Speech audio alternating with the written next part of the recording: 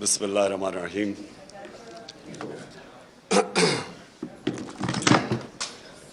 ایاک نعبد و ایاک نستعین۔ میں سارے اسپیکرز کو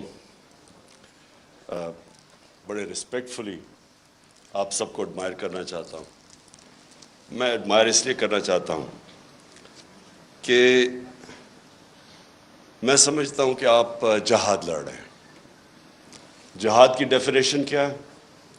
ظلم کا مقابلہ کرنا، ناانصافی کے سامنے اپنی آواز بلند کرنا۔ جو ساری انسانی تاریخ آپ اٹھا کے پڑھ لیں تو اس میں ہمیشہ قوموں کی زندگی میں وہ دور آتے ہیں جب انسانوں کو کنٹرول کرنے کی کوشش کی جاتی ہے۔ یہ جس کو ہم ڈکٹیٹرشپس کہتے ہیں، فیشزم کہتے ہیں، بادشاہت، یہ ساری جو آپ انسانی تاریخ دیکھیں تو کوششیں ہوتی ہے کہ انسانوں کو، جو اوپر بیٹھا ہوتا ہے بادشاہ یا ڈکٹیٹر، اس کی کوشش ہوتی ہے کہ انسان کی سوچ کو کنٹرول کر لے، اس کے اوپینینز کو کنٹرول کر لے، معاشرے کو کنٹرول کر لے۔ اور وہ کنٹرول کیوں چاہتا ہے؟ وہ معاشرے کی بہتری کے لیے نہیں چاہتا، وہ خود پوری پاور چاہتا ہے کہ وہ انسانوں کے اوپر راج کرے، بلکہ ایک چھوٹا خدا بننا چاہتا ہے، زمین کے اوپر ایک خدا بننا چاہتا ہے۔ اور انسانی تاریخ میں یہ بھی چیز ہے کہ زیادہ تر وہ معاشرے اوپر گئے ہیں جن میں آزادی ہو، آزادی رائے ہو، جو تنقید کو اجازت دیتے ہیں، جو حکمران کی اکاؤنٹیبلٹی کرتے ہیں، اس کا احتساب کر سکتے ہیں۔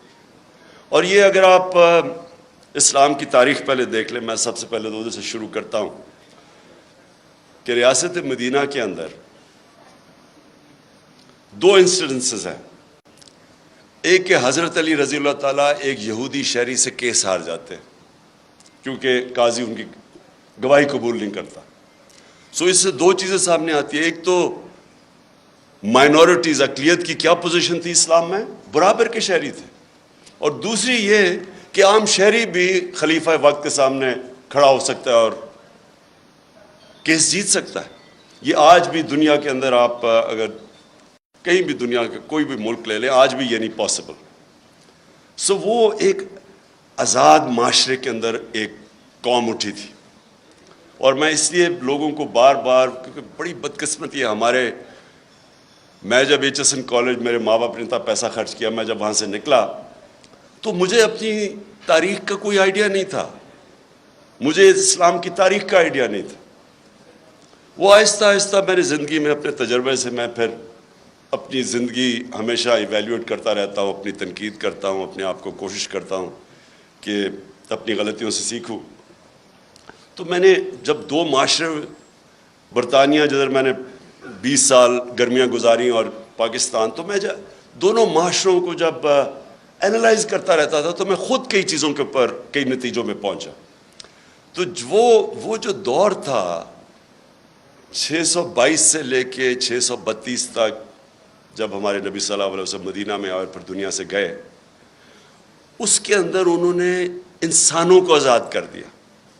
یہ دیکھیں، یہ جو آزادی صحافت ہے نا، جو فریڈم آف ایکسپریشن ہے، اس سے بڑی یہ ایک حصہ ہے انسان کو آزاد کرنے کا۔ کیونکہ انسان کو ذہنی طور پہ جب آزاد ہوتا ہے تو وہی قومیں اوپر جاتی ہیں، وہ انسان بڑے کام کرتے ہیں، غلام کبھی بڑے کام نہیں کر سکتے۔ اس لیے علامہ اقبال کی آپ شاعری پڑھیں تو وہ غلام مسلمانوں کو جگانے کی کوشش کر رہے تھے، خودی کو اور خودداری کو، جو ان کے کانسیپٹس تھے، وہ لوگوں کو جگا رہے تھے۔ کیونکہ غلامی جو سب سے بری ایک انسان کے اندر چیز کرتی ہے، اس کے اندر احساس کمتری ڈال دیتی ہے۔ مجھے تو بڑی اچھی طرح، ہم جب ایاز امیر کی طرح، ہم بھی پہلی جنریشن ہیں جو پاکستان میں بڑے ہوئے، آپ کو صرف میں غلامی بتاتا ہوں کہ کیا ظلم کرتی ہے ایک انسان کے اوپر، اس کے پوٹینشیل کو کیسے ختم کرتی ہے۔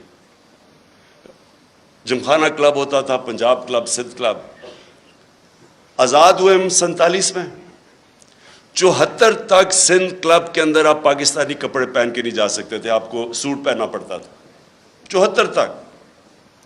اور خیر سارے انگریزی بولتے تھے جس طرح کے, اور میں نے بتایا اردو جب بولتے تھے تو بلاول کی طرح بولتے تھے, بارش آٹا اپنے وہ جب ویٹر سے بولتے تھے تو کہ ہم شرم آتی تھی اپنے آپ سے.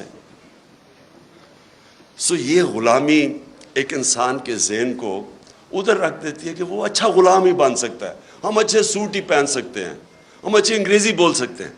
لیکن جو ایکسپلوژن ہوئی تھی مسلمانوں کی, جب ہمارے دنیا کے سب سے عظیم لیڈر نے انسانوں کو ذہنی طور پہ فکری آزادی دی تھی, تو انہوں نے ہر چیز میں دنیا کی امامت کی تھی. سب 200-300 سال تک سارے سائنٹسٹ پاکستان مسلمان تھے.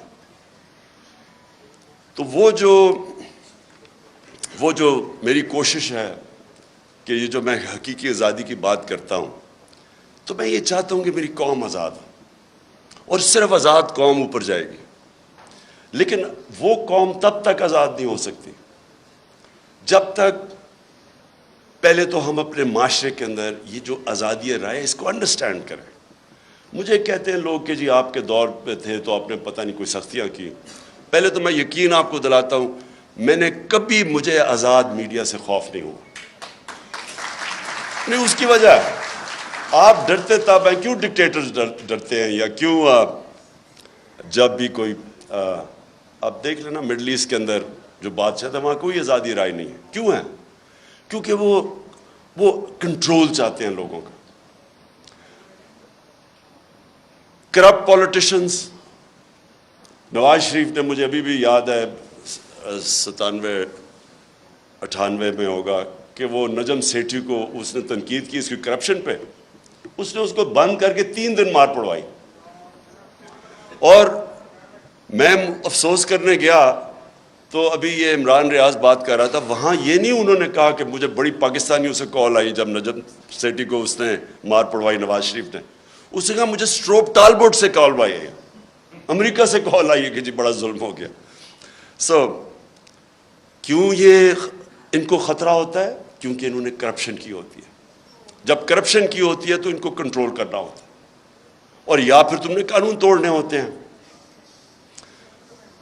میں نے صرف مجھے ایک ایشو ہوتا تھا. دیکھیں, آزادی رائے کا مطلب یہ نہیں کہ آپ لوگوں کی توہین کریں, سلانڈر کریں. اب میں کیونکہ انگلینڈ میں نے کیس لڑا ہوا ہے عدالت کے اندر ڈیفیمیشن کا, تو وہاں تو اگر آزادی رائے ہے تو ساتھ پورا یہ بھی آپ کو چیک اور بیلنس ہے.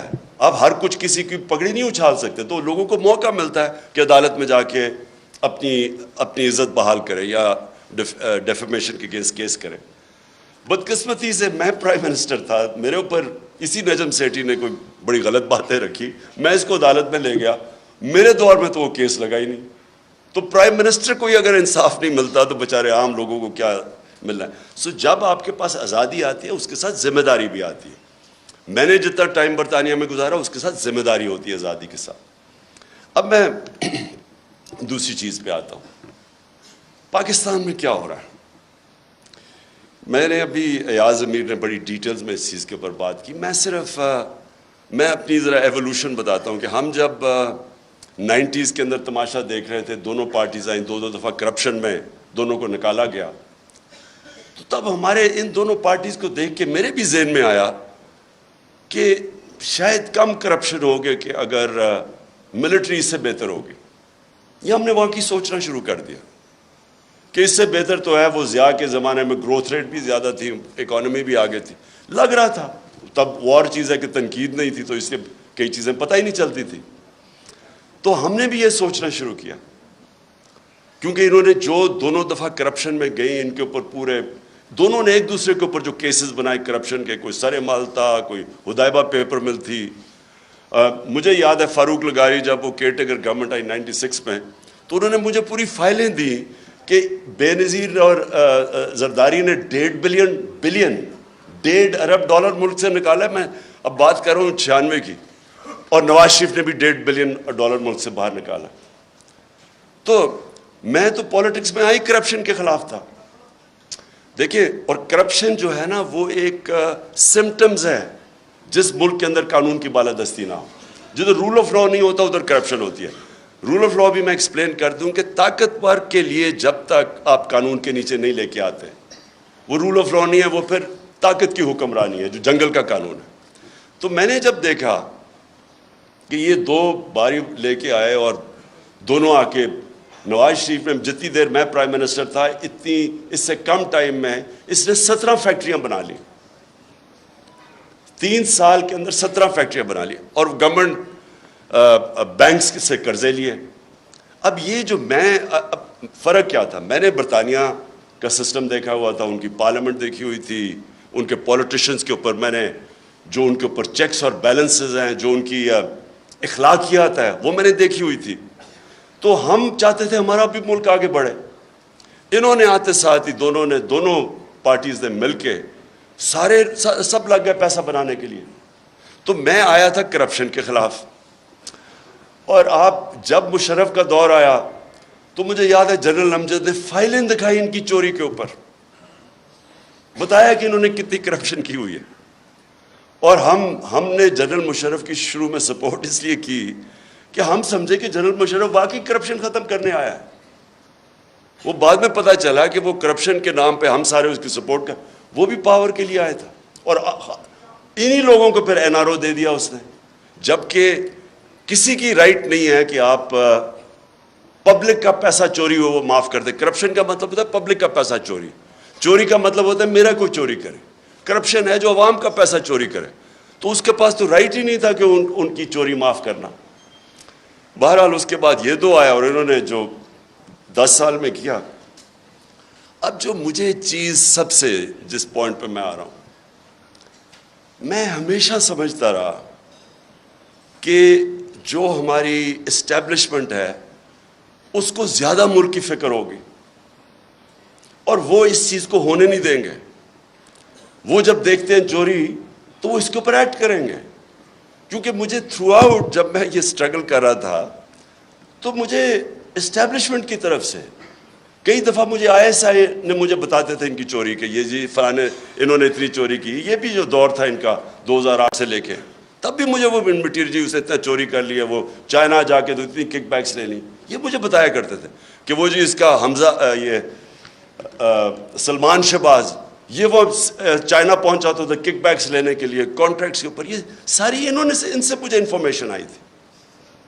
اور جب میں پھر پرائم منسٹر بنا تو سارے کیسز سب کو پتا تھا کہ ان کے کیسز کون سے ہیں, اور بدقسمتی سے جو نیب تھی وہ ہمارے کنٹرول میں ہی نہیں تھی. تو مجھے تب بھی سمجھنا ہے کہ کیسز سارے میچور ہیں, کیوں نہیں پکڑے جا رہے ہیں. تو بعد میں پتہ چلا کسی کا شفقت کا ہاتھ تھا, وہ کبھی ایکسیلیٹر دبا دیتے تھے پھر کبھی واپس آ جاتا تھا. ہم جناب دیکھ رہے ہیں تماشا, گالیاں ہمیں پڑ رہی ہیں کہ جی آپ نے وہ کسی کو نیب میں لے کے جاتے تھے تو مجھے گالیاں نکال کے اندر جاتے ہوئے بھی باہر نکلتے ہوئے بھی. لیکن ہمارا ہاتھ میں, میرے ہاتھ میں نیب کدھر تھی. میں تو کہا اگر میرے ہاتھ میں نیب ہوتی تو یہ بڑے آرام سے کم از کم 15-20 لوگوں سے ہم اربوں روپیہ نکال لیتے ان کو جیلوں میں ڈال کے. اچھا اب جناب یہ اپریل میں جو ہوا, میں جو میرے ذہن میں جو شوق ہے, چلیں ہم یہ نہیں کسی کو اکیوز کرتے کہ وہ ایک سازش کا حصہ تھی, لیکن میں یہ سوال پوچھتا ہوں اسٹیبلشمنٹ سے کہ آپ نے ان لوگوں کو کیسے ہمارے ملک کے اوپر مسلط ہونے دیا جبکہ آپ خود ہی بتاتے تھے کہ ان کی کتنی چوری ہے. اس کا تو یہ مطلب کہ چوری آپ کے لیے بری چیز نہیں ہے. اور میں اس لیے ایک ملک میں یہ اپنے دور میں نے شروع کر دیا تھا رحمت للعالمین اتھارٹی بنا کے سیرت نبی اپنے بچوں کو پڑھائیں, کیونکہ جو امر بالمعروف ہے وہ ایک معاشرے کا کارنر سٹون ہوتا ہے. ایک معاشرہ جب اچھائی کے ساتھ کھڑا ہوتا ہے اور برائی کے خلاف کھڑا ہوتا ہے تو معاشرہ فائٹ کرتا ہے برائی, کرپشن کو معاشرہ فائٹ کرتا ہے. لیکن جب آپ برائی کو برائی نہ سمجھیں, کرپشن بری چیز ہی نہیں ہے, چوری بری چیز نہیں ہے, تو محنت کون کرے گا آپ کے معاشرے میں؟ اگر آپ نے معاشرہ اپنا تباہ کرنا ہے, آپ کو کوئی ایٹم بم پھینکنے کی ضرورت نہیں ہے, صرف اخلاقیات ختم کر دیں, اچھے برے کی تمیز ختم کر دیں. مولانا رومی کی بڑی فیمس سینگ ہے, اب کسی نے پوچھا مولانا صاحب یہ قوم کیسے مرتی ہے, انہوں نے 2 درختوں کا بتایا، ایک بڑا خوشبودار اور ایک بڑا برا درخت. انہوں نے کہا جب ایک قوم ان کے اندر فرق کرنا ختم کر دیتی ہے، اچھے برے کی تمیز ختم کرتی، قوم مر جاتی. اس لیے ہی جو مدینہ کی ریاست تھی وہ امر بالمعروف پہ کھڑی ہوئی تھی. سارے معاشرے کو حکم کیا گیا تھا کہ آپ نے برائی کے خلاف کھڑے ہونا ہے. اب میں نے انگلینڈ کے اندر یہ دیکھا ہے، میں امر بالمعروف پہ وہ چل رہے ہیں. آپ کو میں بتاؤں کہ ان کا ایک بہت بڑا نام تھا لارڈ جیفری آرچر. بڑا مارگریٹ تھیچر کا رائٹ ہینڈ، ان کی پرائم منسٹر کا رائٹ ہینڈ آدمی تھا. ہر جب ان کی ساری سوشل کیلنڈر کے اوپر وہ تھا، اس کی ہمیشہ اس کی اخباروں میں اس کی موومنٹس آتی تھی. اس نے ایک عدالت کے اندر اس نے ایک جھوٹ بول دیا. کیس تھا ڈیفامیشن کا، اس نے جھوٹ بول دیا. آپ سوچیں کہ اتنا طاقتور آدمی، اس نے جھوٹ بولا، 3 سال جیل ڈالا اسے. اور جب وہ جیل سے باہر نکلا، کسی گھر کوئی اسے انوائٹ نہیں کرتا تھا. وہ جو اتنا پاپولر آدمی تھا اس کو کوئی انوائٹ نہیں کرتا تھا. عوام نے فیصلہ کیا کہ جناب اس نے غلطی کی ہے، اس نے اور کیا کیا، جھوٹ بولا. اب یہاں سوچے کہ لنڈن تو تھوڑے، پاکستان بھی میں میری کوئی پراپرٹی نہیں ہے، اور اس کے اوپر پھول پھینکے جا رہے ہیں. وہ جا کے ادھر جا کے وہ دوسرا والا کہہ رہا ہے کہ یعنی قطری خط جو ایک اپنی اربوں روپے کی پراپرٹیز کے لیے ایویڈنس پریزنٹ کر دے اور اس کو کوئی فرق ہی نہ پڑے ملک میں. ایک برنی میڈوف ملٹی بلینر بن گیا امریکہ کے اندر. اس کے بعد اسے پتا چلا کہ جی برنی میڈوف نے جو پیسہ بنایا تھا وہ ایک پونزی اسکیم تھی، یعنی ایک فراڈ سے بنایا تھا. اس کے 2 بیٹے تھے اور بیوی، ان کو بھی نہیں پتا تھا. جیسے ہی پتا چلا ان کو کہ یہ فراڈ میں پکڑا گیا، جب اسے پکڑا، ایک بیٹے نے خودکشی کر لی، مطلب کہ میں معاشرے میں نہیں اب رہ سکتا. دوسرا بیٹا سولٹری، یعنی اپنے آپ کو اس نے آئسولیٹ کر دیا اور 2 سال کے بعد مر گیا.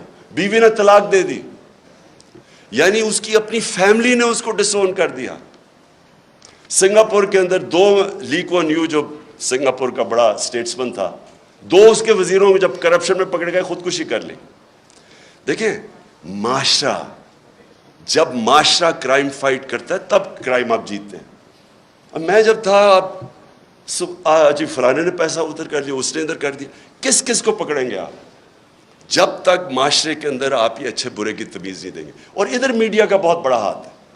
اب مجھے ابھی آپ نے بات کی کہ جی دیکھیں کوئی سچ فلانے کے لیے اور کوئی سچ عمران خان کے لیے، ٹھیک کہہ رہے ہیں، یہ بالکل آپ ٹھیک کہہ رہے ہیں کہ گورننس، کوئی کہے گا کہ عمران خان کی بہتر ہے، کوئی کہے گا کہ شہباز شریف کی بہتر ہے، کہہ سکتے ہیں کیونکہ ڈفرینٹ اوپینینز ہے. کوئی کہے گا کہ اکانومی اس ٹائم میں بہتر تھی، کوئی کہے گا میرے ٹائم میں. یہ بالکل ٹھیک ہے. لیکن جب کوئی لوگ کرپشن کے اندر 16 ارب روپے کی corruption open and shut case میں، اگر ایف آئی اے اس کا انڈر ٹرائل ہے، اس کو آپ کیسے کہہ سکتے ہیں کہ جی وہ میری رائے اور فرق ہے اور اس کی رائے فرق ہے؟ وہ تو اس کا مطلب کہ جب اب نواز شریف جھوٹ بول کے 4 ارب روپے کی پراپرٹیز ہیں لنڈن کے اندر جدھر ہیں، اس کے بیٹے نے ایڈمٹ کیا کہ یہ بینیفیشری اونر ان پراپرٹیز کی مریم نواز ہے. مریم نواز جب چھوٹی تھی، جب پراپرٹیز نہیں، اس کا مطلب نواز شریف کا پیسہ ہے. کیا وجہ ہے کہ آج تک اس کو کئی لوگ لیڈر مانتے ہیں؟ بلکہ اسکیم پوری ایک کوشش ہو رہی ہے کہ اس کو پاکستان کے اندر ابھی پھر کہ عمران خان کو بھی ڈسکوالیفائی کرو اور پھر کہیں جی اچھا دونوں کو ہم الیکشن لڑنے کی اجازت دے دیتے ہیں. یعنی مجھے اور اس کو ایک ہی جگہ پہ کھڑا کر دیا. اتنے بڑے لٹیرے کو کہ یہ کہہ رہے ہیں کہ جناب عمران خان وہ کیونکہ پتہ نہیں وہ اس کیس کے اندر الیکشن کمیشن. دیکھیں یہ ہمارا سب سے بڑا چیلنج ہے. اور ادھر میڈیا کا بہت بڑا رول ہے، بیکاز میڈیا عوام کے اوپینین کو شیپ کرتا ہے. جس طرح کہ اسحاق ڈار جب گیا ہارٹ ٹاک کے اوپر، تو اس نے جو اس کا حال کیا ہے، کوئی بھی ویکنس جس میں ہو، یہ جس کے اوپر کرپشن کی، وہ نہیں جا سکتے میڈیا کے اوپر، وہ چھپتے ہیں میڈیا سے. یا ہر روز شام کو جن کے اوپر اربوں روپے کرپشن کے کیسز ہیں، وہ جا کے بٹھا دیتے ہیں ایک بیچارہ پی ٹی آئی کا معصوم سا ہے وہ بٹھا دیتے ہیں ساتھ, وہ پنچنگ چل رہی ہوتی ہے, تم چور ہو تم چور ہو. سو میری سب سے یہ جو اور اسی کے اوپر میں آ رہا ہوں کہ جب ہماری اسٹیبلشمنٹ کو پتہ تھا ان کی پاس کتنے سال 30 سال سے یہ ملک کو لوٹ رہے ہیں, سارے ان کے پاس کیسز, مجھے انہوں نے دکھائے ہوئے. میں سوال یہ پوچھتا ہوں کہ انہوں نے کیسے ان کا راستہ نہیں روکا؟ اگر ملک کی فکر ہے تو کیسے آپ ان کو اجازت دے دیتے ہیں؟ ایک تو ہمیں پتہ ہے کہ امریکہ کا انٹرسٹ, امریکہ کی جو پالیسی ہے وہ اپنے انٹرسٹ پروٹیکٹ کرتے ہیں. ان کا ہے کہ جی وہ پاکستان ہمیشہ ایک ٹیلی فون کرو تو جو کام کروانا چاہے یہاں سے کرنے کے لیے تیار ہیں. اس کا یہ نہیں مطلب کہ اگر آج میں کہتا ہوں کہ بیسز نہیں دینے یا میں کہتا ہوں میں نے روس جا, یہ نہیں کہ میں اینٹی امریکن ہوں. میں ان کا اپنا انٹرسٹ ہے, ہمارا کام ہے اپنے لوگوں کے انٹرسٹ پروٹیکٹ کرنا, یہ اینٹی نہیں ہے. لیکن ان کو اتنی عادت پڑی ہوئی ہے یہاں کہ یہ ہاتھ باندھ کے سامنے کھڑے ہو جاتے ہیں. تو میں یہ مجھے ایشو ہے کہ کیسے ایک باہر سے, ہمیں پتہ ہے ڈونلڈ وہ تو سب کے پاس, اس کا جو سائفر تھا وہ تو سب کے پاس ہے, وہ تو آرمی چیف کے پاس بھی گیا تھا, پریزیڈنٹ پاکستان کے پاس بھی گیا, میرے پاس آیا, فورن آفس کے پاس. تو وہ تو ہمارے پاس پتہ تھا کہ وہ ایک انڈر سیکرٹری کہتا ہے کہ عمران خان کو اگر نہیں ہٹاؤ گے تو کانسیکوینسز ہوں گے پاکستان کے لیے. لیکن میں حیران ہوں کہ جب یہ بھی پتہ تھا کہ باہر سے سازش ہے, یہ بھی پتہ تھا کہ ہمارے لوگوں کو پیسے دے کے خریدا جا رہا ہے, اور یہ بھی پتہ تھا کہ چور ریپلیس کرنے والے ہیں جن کے اوپر کرپشن آپ کے دور میں کیسز بنے ہوئے ہیں, پھر کیسے ان کو اس ملک پہ مسلط ہونے دیا؟ کیونکہ اسٹیبلشمنٹ کے پاس پاور ہے, ان کے پاس اس وقت سب سے زیادہ پاور ہے. تو پاور کے ساتھ ذمہ داری آتی ہے. یہ نہیں ہو سکتا کہ پاور آپ کے پاس ہے اور ذمہ داری کسی اور کے پاس ہے. اتھارٹی اور پاور ساتھ ساتھ جاتے ہیں. جب یہ اوپر آئے ہیں تو آپ جتنا مرضی کہیں ہم نیوٹرل ہیں, جو مرضی آپ کہیں ہم نیوٹرل ہیں, تاریخ کے اندر لوگ آپ کو بلیم کریں گے یہ جو ملک کے ساتھ کیا ہے. یہ جو اوپر آ کے اوپر بیٹھے ہیں, تاریخ لکھی جا رہی ہے پاکستان کی کہ کیسے آپ نے ان لوگوں کو ہمارے پر مسلط ہونے, اور جو 4 مہینے میں ہوا ہے پاکستان کے ساتھ, ان 4 مہینے میں جو مہنگائی کے اوپر سپوزٹلی آئے تھے اور آج جو مہنگائی ہے. اور میں آخر میں اب بات کرتا ہوں, اب کوشش کیا کی جا رہی ہے؟ پہلے ان چوروں کو مسلط ہونے دیا. ان کی کوشش یہ تھی کہ اچھا جی وہ ہٹائیں گے, جب یہاں تو گورنمنٹ جب ہٹتی ہے لوگ مٹھائیاں بانٹتے, وہ نہیں ہوا. پبلک نکلا ہی سڑکوں پہ, کبھی پاکستان میں اس طرح پبلک نہیں نکلی. اور اس کے بعد جو 17 جولائی کا بائی الیکشن ہوا وہ ایک اور شوق مل گیا. جب الیکشن کمیشن بھی ملی, انتظامیہ بھی, یہاں بڑا مشکل ہے, یہ تو ایکسپرٹس ہیں دھاندلی کے, تو ادھر بھی جیت گئی تحریک انصاف. 25 مئی کو انہوں نے جو ظلم کیا, اس کی کوئی مثال نہیں ہے کہ پاکستان گھروں میں رات کے 3 بجے جا کے عورتیں بچے بات دیکھ رہے ہیں, ان کے اوپر جا کے ان کو ذلیل کیا. دیکھیں آدمی اپنے اوپر تو چلو وہ لے بھی لیتا ہے, لیکن عورتیں بچوں کے رات میں 3-4 لوگ گھر گھسا ہیں تو ان کے اوپر کیا گزری ہوگی. خوف پھیلایا گیا, اس کے باوجود پھر سے اٹھ گئے. اور اب کیا فیز ہے؟ یہ فیز ہے سائیکولوجیکلی اس ملک کو ایسا دبایا جائے کہ ہم بھیڑ بکریوں کی طرح یہ تسلیم کر لیں جو اوپر سیٹ اپ آیا ہوا. اور اس کے لیے ہر حربہ استعمال کیا جا رہا ہے. سوشل میڈیا کے لوگوں کو جس طرح اٹھایا جاتا ہے, کئیوں کو اٹھا کے پھر جس نے کوئی فوج کے خلاف ٹویٹ کی ہو اسے کہتے ہیں, اسے پہلے اٹھا لیتے ہیں, پھر کہتے ہیں اچھا یہ نہیں کہ میرے سے معافی مانگو, کہو کہ یہ عمران خان نے کہا میرے ان کے خلاف ٹویٹ کروا. ان سوشل میڈیا وہ بیچارے بچوں کو اٹھا رہے ہیں. یہاں میڈیا یہ سامنے میرے بیٹھے ہوئے ہیں, میں نے دیکھا کہ ایاز امیر نے بڑی کیئرفلی ایسے ورڈنگ کی کہ انشاءاللہ کپڑے اب نہیں پھٹیں گے اس باری. یہ ان کا فورن آفس کا ایکسپیرئنس ہے, ڈپلومیسی. اور سمیع ابراہیم, عمران ریاض, اور مجھے بڑا افسوس ہے کہ ارشد شریف.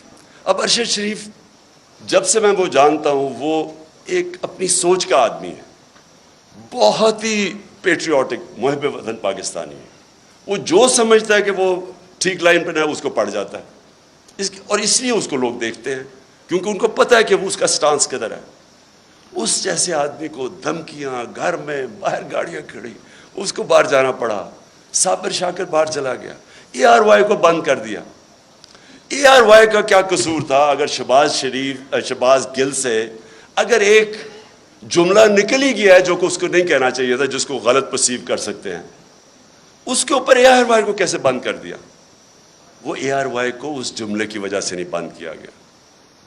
ایسی باتیں کہہ بیٹھے نواز شریف اور مریم اور یہ جو ایاز صادق اور فضل الرحمان کیسی باتیں کہہ گئے فوج کے خلاف. ان کے لیے کبھی ایسی چیز نہیں ہوئی.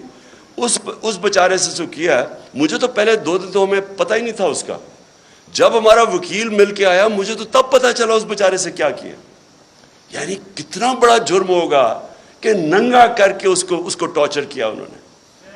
یعنی ایک انسان کی ڈگنیٹی کہ اس کو پہلے آپ ننگا کریں, پھر اس کو بری طرح اتنی مارا اور انہوں نے اس کے سر کے اوپر بند کر کے پتہ نہیں کہیں پھرایا. مینٹلی اسے اتنا ٹارچر کیا کہ وہ بالکل بریک کر دیا اس کو.